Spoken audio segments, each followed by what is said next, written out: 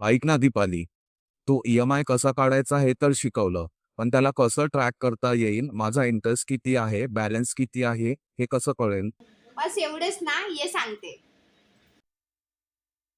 तर मग माझं एक्सेल शीटमध्ये मी लोन अमोर्टायझेशन ऑन करून घेतलेलं आहे. तुम्ही ह्याला रिपेमेंट शेड्यूल थ्रू पण यूज करू शकता. इथे मी फर्स्ट अमाउंट अपडेट करून घेतेय. जसे की माझ्या अमाउंट असेल अराउंड 1,00,000 पर्यंत. रेट ऑफ इंटरेस्ट 12% ठेवूया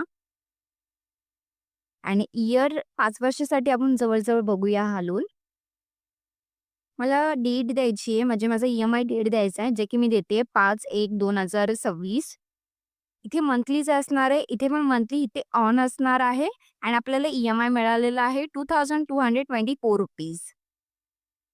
तर आपल्याला फर्स्ट इन्स्टॉलमेंट मिळालेली आहे. आता तुम्ही बरोबर खाली स्क्रोल केल्यावरती बघताय तुम्हाला इथे माझी जी पेमेंट आहे, म्हणजे पेमेंट ड्यू अमाउंट देतीये. देन माझा इंटरेस्ट किती जाणार आहे ते, प्रिन्सिपल किती आहे अँड बॅलन्स किती आहे, हे सगळं ओव्हरऑल इथे काउंट करून मिळालेलं आहे.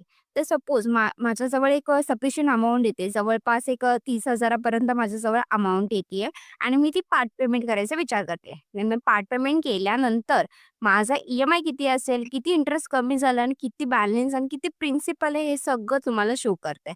इन केस माझ्याकडे रिमेनिंग अमाउंट जी होती 33,000 वाली, म्हणजे 33,167 म्हणजे 200 करूया आपण इथे जवळ-जवळ. माझं जे लोन आहे ना 24 मंथ्समध्येच क्लोज झालेलं.